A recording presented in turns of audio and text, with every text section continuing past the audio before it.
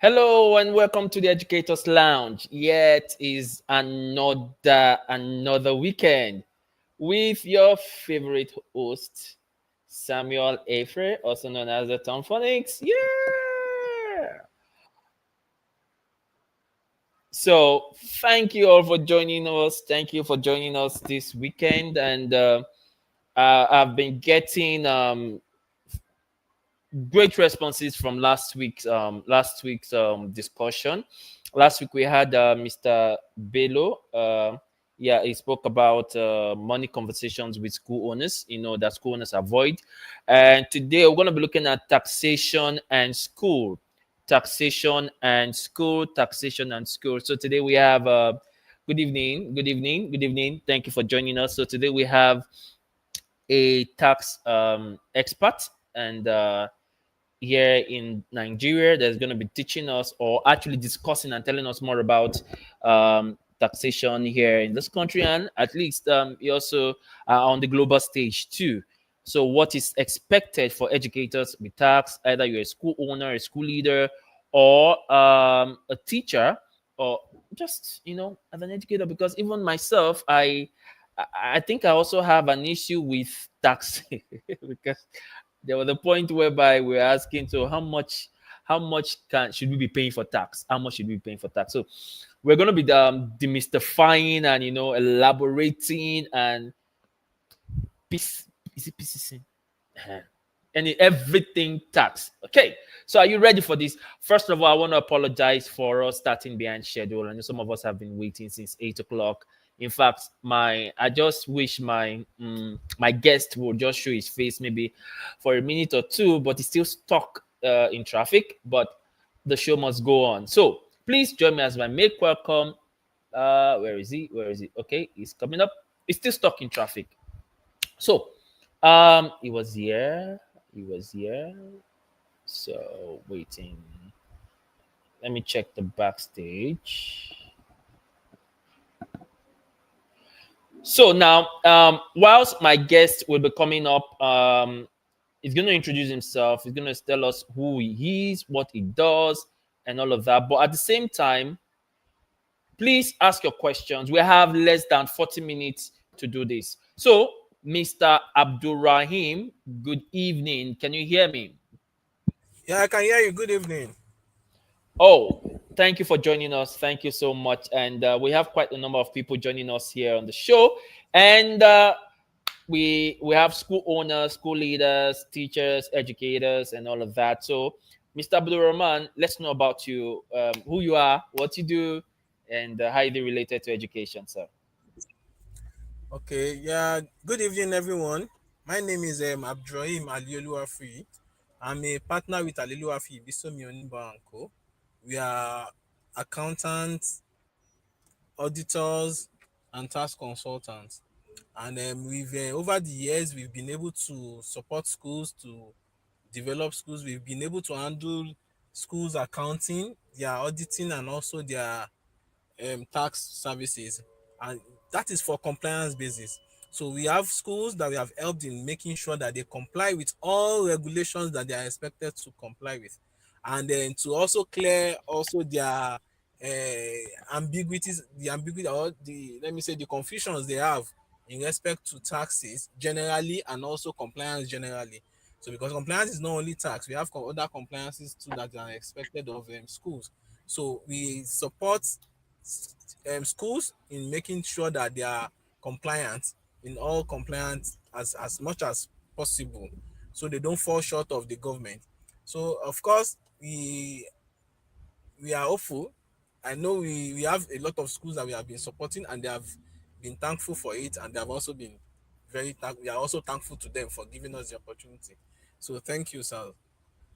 Okay, thank you very much, Mr. Abdulrahman. Now, you said something about regulations and all of that. I know we may not want to go into much details, but can you just maybe share a little about some regulations when it comes to maybe two or three that some schools are falling short that they should look out for?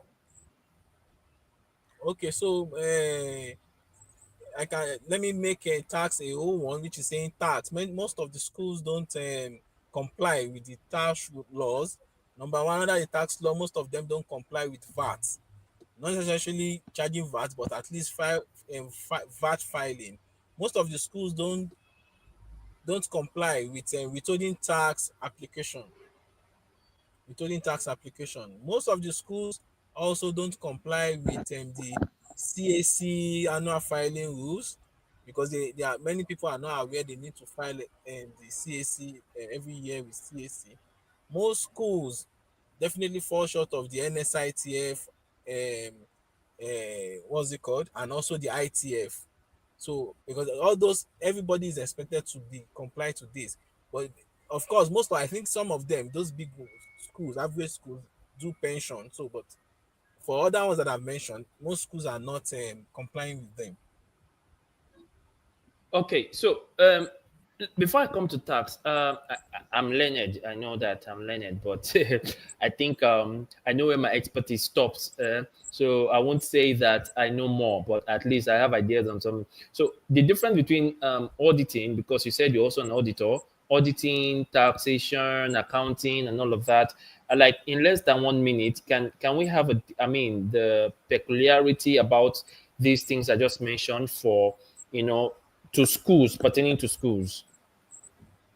Okay, so for schools, just like for any other company too, you expect that you have you have customers and you have vendors and you have the so we have the accounting part, as simple as it is recording your transactions, your daily transactions, bookkeeping and now accounting for it properly. So when you do the books, account for it appropriately. When you are collecting your tuitions, account for your tuitions appropriately. So that's the accounting part of it. So the auditing part of it is now saying that we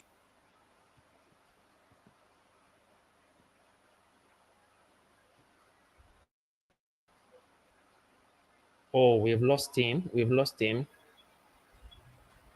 you've lost me. Can you hear Okay, me? we at the point, yes, at the point you were muted. I couldn't hear you. I think you stopped at the you were about starting the auditing part. Okay, so the auditing part is that we have to come and check if all the school policies are followed. If the school policies are followed, if the school accounting principles as that is related to them are followed, we need to come and check if the procedures that have been laid down by the school, by the owners of the school, the shareholders and whoever, are followed. So that's what auditing is. So auditing is checking compliance with internal documents, compliance with the government regulations. So that's what we check, and we now issue what we call an audit opinion. So the taxation is basically compliance with government regulation of taxes and taxes majorly, and other ancillary taxes that are outside there for you to comply with. Thank you. Okay, thank you very much. Is it compulsory?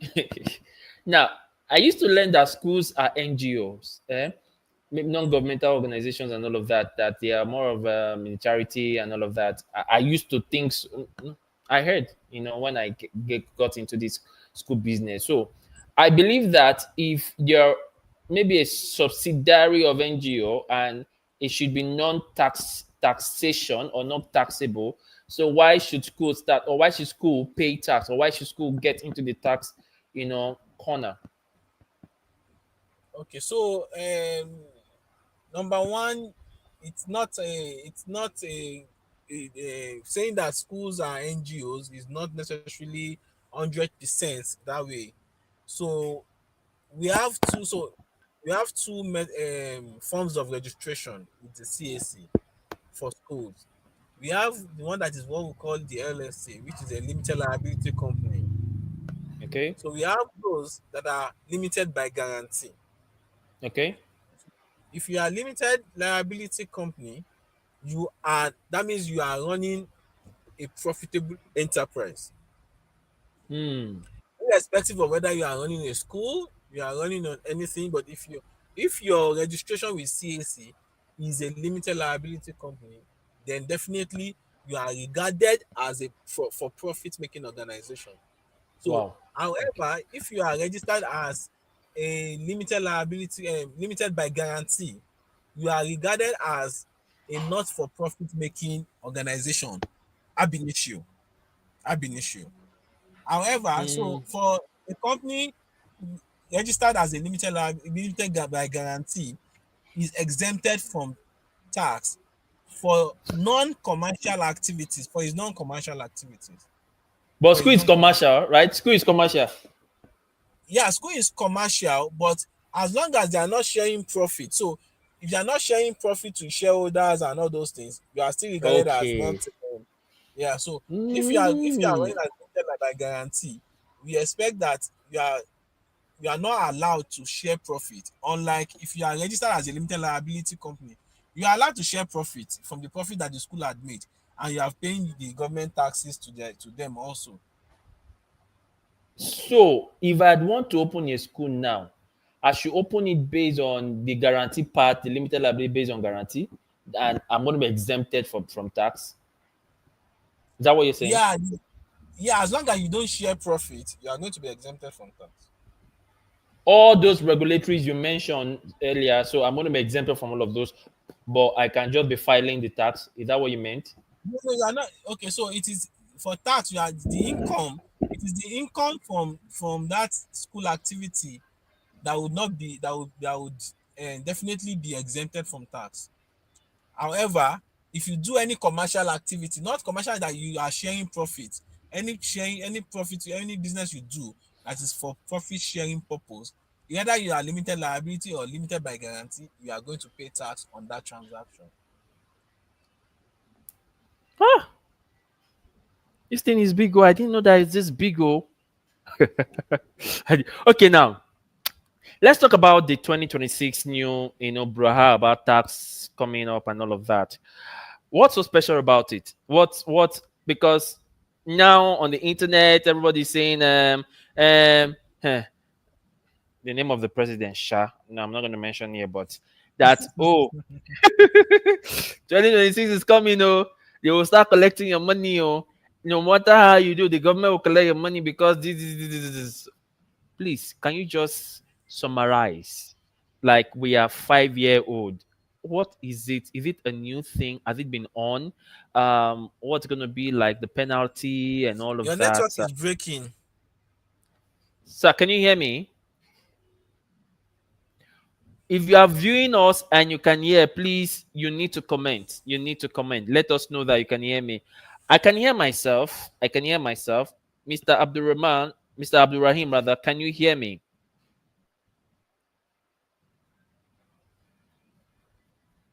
Please, if I you can can hear hear you very us. well now. Yeah, you Okay, were so breaking at first, and I can hear you very well okay, now. okay, so please, like we are kids, 5 year old children, students. Let's know in summary or in simple terms, what is the whole brouhaha about the 2026 tax and how is it going to affect schools? Okay, so I would be very concise, and I would really bring it down to be specific with the school.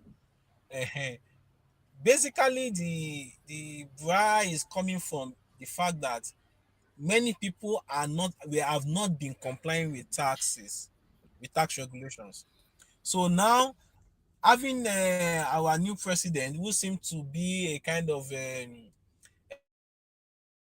tax person that wants to generate income from taxes and all those things, so everybody is now in a panic mode, saying that he wants to collect every money.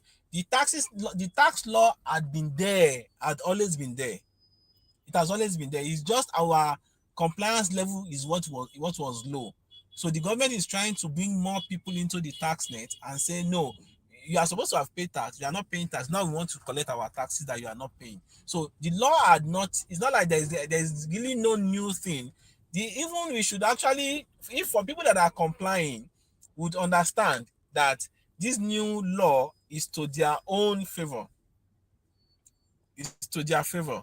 So, but those How? people that had How? not been complying before, they will be seeing it like it is not to their favor, because now they want to be forced to comply.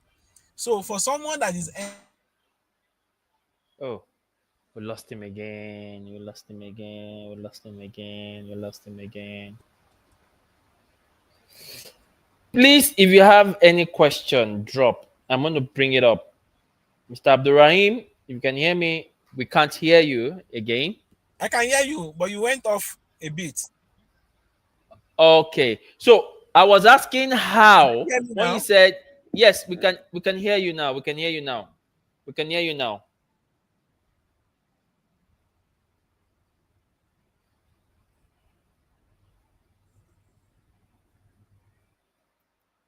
Okay. Am I the one?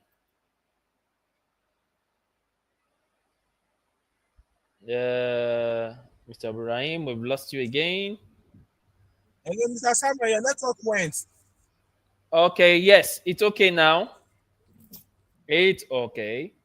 Yeah, it's okay now. It's okay. So Yeah, I it's was okay. asking how when you said it's for those that have been complying, it's a big favor to them. Then it's just for those that have not been complying and all of that. How? Because either you've complied before or you did not comply, but they are still removing money from your or you still pay the tax. So how is it a big favor? Money is still coming out from your pocket.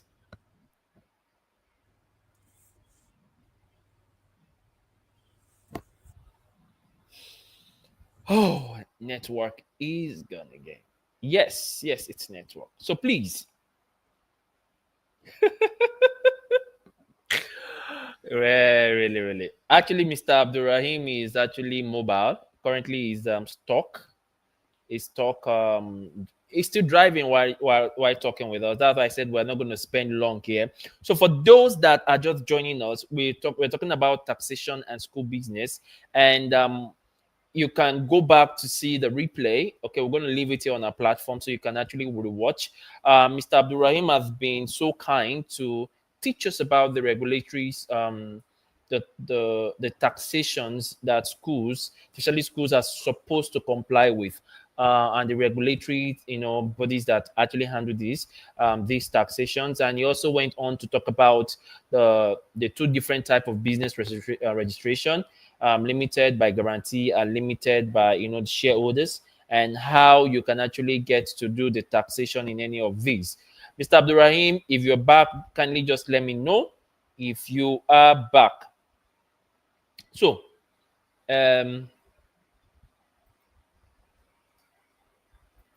So, and there are other questions I just hope he comes on to let us know, because I also want to know more about taxations with you know the staff in the payrolling of schools, because I think when I started into this school business of the thing, most schools are not most schools are actually charging or removing tax from teachers, their staff and all of that, and some teachers don't even understand about the taxation, and some persons actually exploit these stuff and all of that. So I want to know, is there a percentage to that?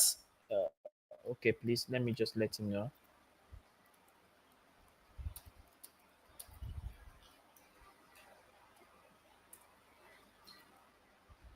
Okay, so I've told him to rejoin.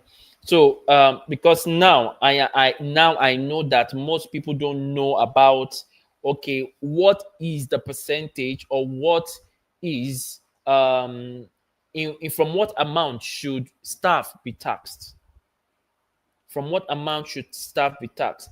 Because see, I currently know. Okay, stop. Hello, sir. Can you hear me now? Hello, sir. Can you hear me? I can hear you. I can hear you very well. Very good. So sorry for our network. It's a thing of it's a testimony that we're having things like this. Okay, can you remember the last question where we are?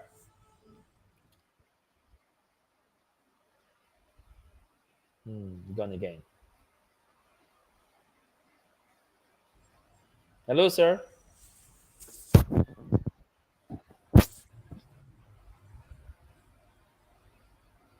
Hello, Mr. Samuel, I'm here.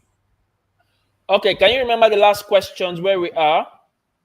Yeah, the question of where how the I said people that are complying before they are the savings. Okay, so people Yes. from between 0 to 20 million are the savings actually. So what they were paying before, what they were paying as taxes before would have come down. It might not be much, but it had come down a little. But for someone, okay, so for someone that has been remitting, for example, for the purpose of discussion, had been remitting 20,000 naira monthly as taxes, now remit 18,000 or 17,000. But someone that has been remitting 0 naira, the same people, both of them earning the same amount, but now have to now remit that 17 naira, would complain. So that's actually why there's the grant on the taxes. I think, do you get my point? Yes, I do. Yes, I do. It's gonna be a bit difficult for those that have not been complying now to, Yeah, yeah, to get on. Okay, very quick, so that we can allow you go. I know you're driving, and it's really a big thing, right? When we're discussing. So now, there's something in the education ecosystem, especially in schools, and especially most school leaders that I know and I've seen, that some of them do not know how much their staff are to pay, maybe like payee or staff tax and all of that. So I'm going to bring three questions to this. Number one, is there a certain percentage to an organization like a school collecting from the payroll in salary, removing a tax from their staff, to the school, whereby the school will now, submit everything and pay? That's number one. Number two, what's the percentage? Is it going to be within 1% of their annual or their monthly pay? And number three, the difference between directors, is it directors payee and the staff general tax, or the school and all of that?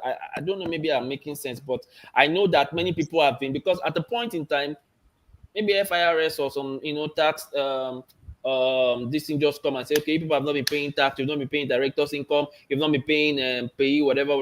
Now, is it the school that is supposed to pay the staff tax from their salary, or is the staff that are to pay the tax personally?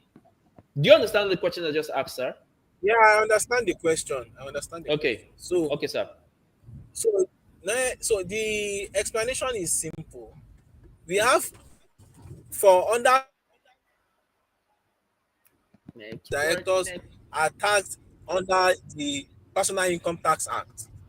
personal. So under the Personal Income Tax Act, there are two forms of collection. We have the pay as you earn, and we have, which is called payee. Then we also Okay. have what we call the direct assessment. However, for payee is definitely for people in employment. So if you are in employment, the responsibility has been passed to the to your calculate taxes and remit on your behalf to the state inland revenue respectively.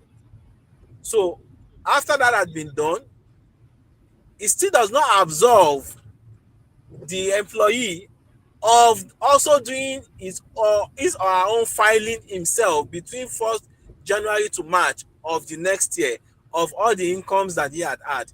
Of course, many people, aside from the income you are making in school, the government is saying that you probably have other incomes that the school had not declared. So come and declare it yourself. So that's the essence of now the filing. So the import of what I'm saying is that everybody is assessed under the Personal Income Tax Act. So if you are assessed under the Personal Income Tax Act, it requires that you should file your tax returns between 1st of January to 30th of March, or 31st of March of the next year. So you are in 2025 now. You are expected to file your returns for 2025 between 1st of January to 31st March 2026. So, however, your for people that are in employment, your employer are deducted. So your employer is also expected to file the amount he had also deducted from you between 1st of January to 30th of January. Failure to do that attracts 500,000 naira fine. So after that has been done, you are expected to see it on your platform. If you are using Lagos State Internal Revenue as a basis of discussion, so you will have seen it on your platform that employer had remitted your payee, and they have done annual filing for you. So after the employer had done your annual filing for you, you do your own annual filing also between 1st of January and March. And that's how it is done. I don't know if am I clear? Yes, you are. So that means So by for me, yeah, that means for me now, as a consultant and also in some organizations, so I will have to go and file between January and 31st of March. That okay, oh, even though they filed from this particular school, the other services I render, I should still go and file them, right? yeah, yeah. You should file and But tell them that it's income. what about people, individuals that don't really understand or don't know, don't have a summation of the total number amount of money they are earning? Maybe because you could say people like digital creators could earn like maybe 100K in this month, or 50K next month, or 200K the other month, and all of that. It's not like salary where they can pay maybe 50,000 every month. How would they go about that? And so that's why it's an aggregate of 1 year. So your income for 1 year is what you are calculating tax on. So if you are working in school and the school are deducted, so for example, let me use a figure for example. So you are in a school earning 100,000 per month. That's 1.2 million, right? So Yeah. yeah, after that you have other sources of income. So the school have remitted taxes on the basis of 1.2 million income. So when you between that January to 31st to March 31st, you are going to aggregate other incomes. Let's say you have other incomes of another 1 million. So that means your total income in that year is now 2.2 million. 2.2. Yeah. So you will now you do your taxes on the 2.2 million income. You do your tax computation on the 2.2 million income. So let's say the 2.2 million income gives you a tax of let's say 400,000 for example. So but the school on the 1.2 million had remitted on your behalf 120,000 naira. You now So pay now the income that you have from the 280. 1.2 is now 400,000, but the tax school has remitted 120,000. It means that you are going to pay additional 280,000 to the government at between that 1st of January to March 31st, saying that my income is 2.2 million. The school I work for are deducted 120,000. This is my balance of 280,000, making 400. Is that clear? 400, like, is there a percentage on these things, sir?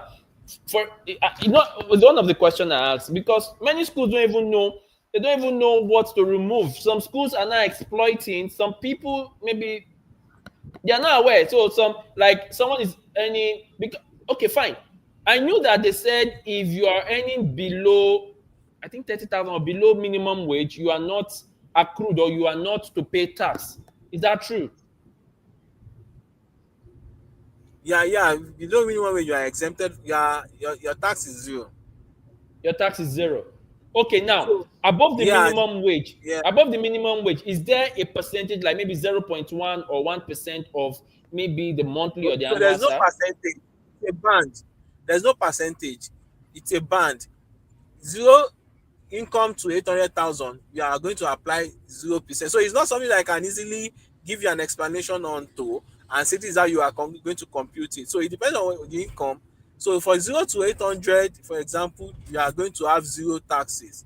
So from 800 to the next figure, you are going to have the next percentage 8% or thereabout. So it's, can you hear me?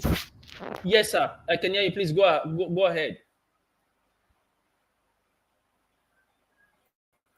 Please, sir, can you continue? We can hear you. Oh, we've lost him again. So we are 31 minutes down, and I think the last question. Since I'm not getting questions from, I want to believe that many of us listening to this, we understand what Mr. Abdulraheem has been saying so far.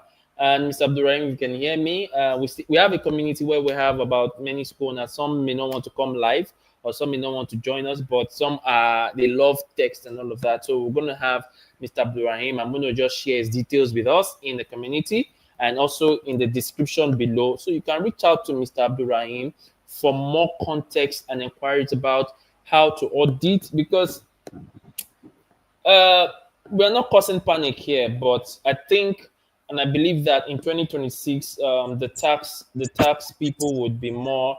But so, Mr. Abdulrahim, very quick, so that Yes. we can allow you to go. So, is there a way we can reach out to you, or people can actually, you told me you're not a social media person, but how can we also reach out to you? Do you have a tutorial? Do you have an explanatory, video and all of that, where people can actually follow you and also get to, contact you immediately when it has to do with their taxation? Okay, so people can get in touch with me through WhatsApp for now. So for whatever specific information you require, I can always give you explanation on them and then give you further clarifications. So you can get me through my phone number, which is my WhatsApp number. Uh, it's my WhatsApp number. So it's basically you can easily get me through WhatsApp. I'm not much of a social media person. So apologies. So should I reel out my number or what do you mean? Or you Okay, can also send us a email. I'm gonna put it on the screen. Okay, so I think is this. Hold on, give me. Um, Okay, so you can see Mr. Abdulrahim. His contact is on the screen. So you can reach out to him on any of these contacts or via mail or email and all of that. So please, last question before we leave. So what would you tell school owners and educators, and for those of us doing digital products, selling digital product online, doing live courses and all of that, what would you also say to us, penning the coming year, sir? Okay, so I think before we go, let me just give us a kind of for most people because withholding taxes we need to put the schools need to put their eyes on them so that to make sure that they charge their vendors withholding taxes as applicable by the law. However, so on the closing note is that schools, I know most schools that payee part they actually do it, but they need to just do it more. They should get people to compute their taxes for them, not rely, most schools rely on LIS or OIRS giving them the amount that they would pay. So rather than that, get a tax consultant to do your get a tax consultant, or there are also tax calculators online that you can log on to, do a computation of your taxes yourself, and then remit as appropriate. Because of course these people are coming, and you might not come in 2026, they might come in 2027. They might not come 2027, they might come 2028, because taxes are 6 years that they can always cover. So whenever they are not coming, they can still come at any point in time. So I would advise everybody should increase their compliance level and educate their workers for them to know that the taxes are very important for them to do. And also for the digital product people, you need to probably understand that you need to also compute your taxes by beginning of the next year and remit appropriately. Thank you.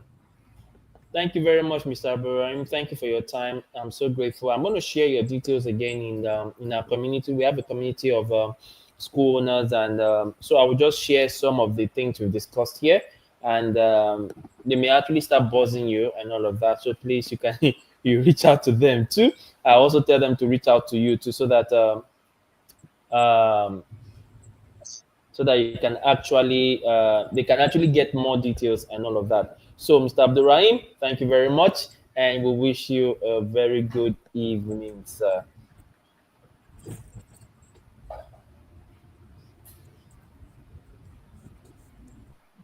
Sir, can you hear me?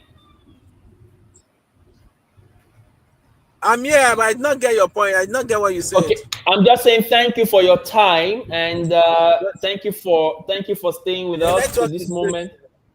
Thank you for staying with us to this moment, and thank you for educating us about the tax and what we need to do. So I'm going to post your number in the group and in our community, and we'll tell them to reach out to you.